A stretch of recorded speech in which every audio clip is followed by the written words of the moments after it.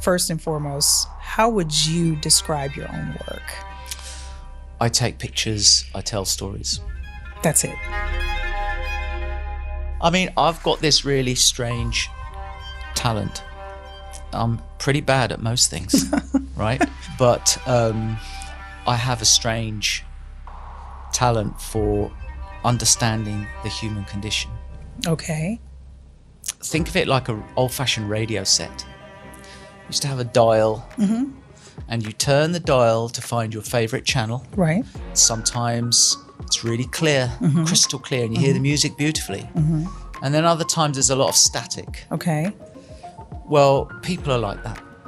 And my job is to tune into your frequency. And if I can do that, then I can understand you as a human being. I'm always trying to focus more on curiosity rather than judgment. If we can all suspend judgment, at least for a few magical moments when you're with someone, and focus on more curiosity, what can I learn from you? All right, guys.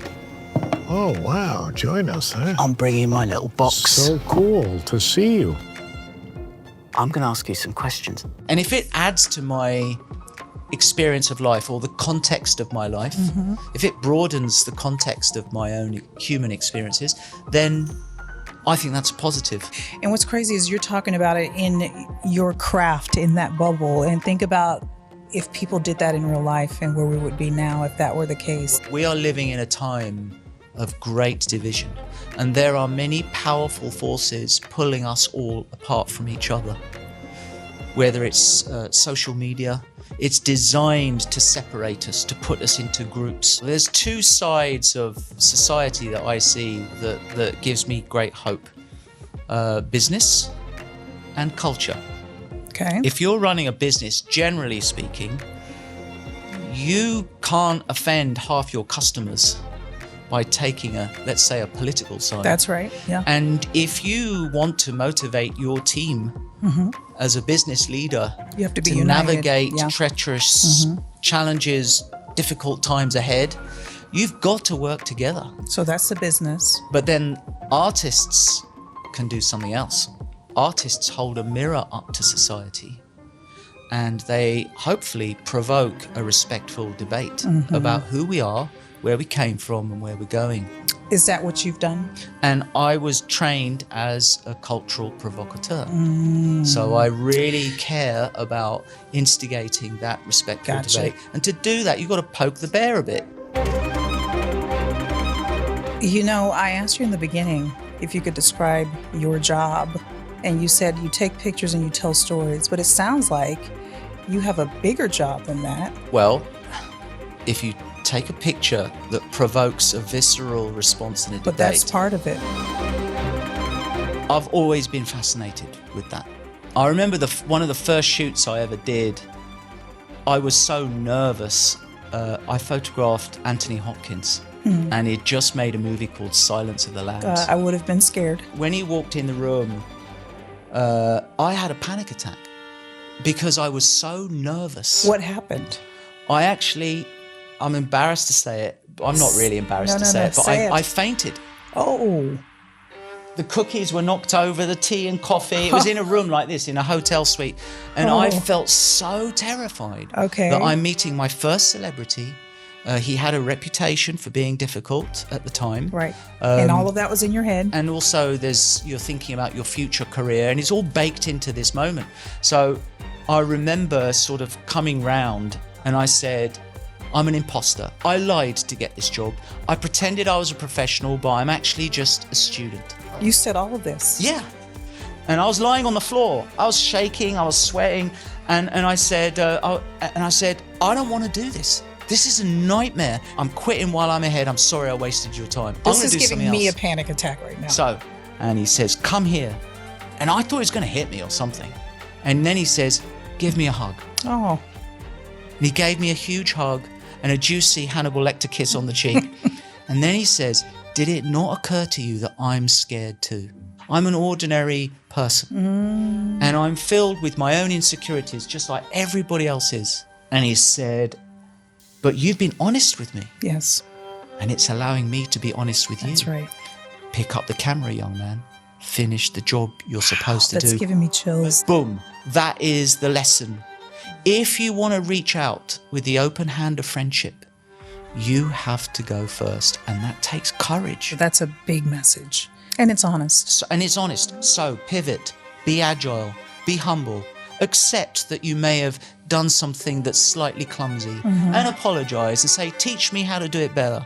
That's great. And let's get over this quickly so we can get to where we really want to go, which is connection, friendship, togetherness, teamwork. Yeah. They say I photograph more world leaders than anyone in history.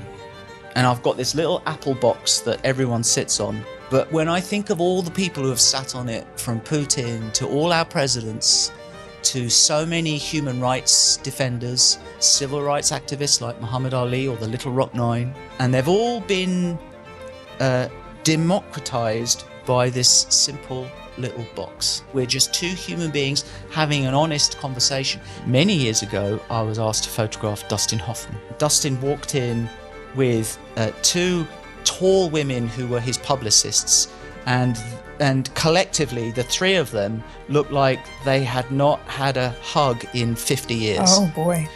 So I said, before we begin, Mr. Hoffman, I have a message to deliver to you. I said, my mum thinks you're amazing. He says, can we call her? So me, Dustin Hoffman, these two really tall ladies sad women. who were suddenly becoming really lovely human beings by the second. Okay. We all gathered round the phone, and he says, hello, my dear, I want you to know you have a secret American admirer, and next time I'm in London, I'm going to take you to the Ritz for tea. And she said, who am I talking to? gosh. Who is this strange man? And he said, this is Dustin Hoffman, and she freaked out. Screams. We had a beautiful shoot. It was not difficult. He was the most gracious, kind man. And at the end of the shoot, I said, you don't know this, but my father died a month ago. And tomorrow it's my mum's birthday. And it's the first birthday she's been without my dad in 40 years. Wow. I said, she's going to be distracted by this magic experience. So he gives me a hug. He gets in his limo with his tall ladies, and they drive away. And without me knowing, one of his publicists calls my agent back in New York and gets my mum's address in secret. And the next morning at 8 o'clock in the morning on her birthday, there's a knock at the door. She's like, it better be Dustin again. Better be. So she comes to the door, and it's a man delivering a bouquet of 200 white roses with a card that says, happy birthday from your secret American admirer. Now that is people power. It is. That's not even giving it justice. So people, give me the word again. People power. That's what That's you're like doing. that's a huge. People power person. Are you proud of what you've done? I'm proud of what I'm gonna do Okay. And what's that? next, and it's always like that. Do you know what that is yet? This year it's America's 250th birthday, so it's a chance of reflection. It's a chance to think about who we are and where we're going. And so I've made a film. It's really about the conscience of America. You could say in some cases forgotten people in America who dedicate their lives to bringing joy to the world.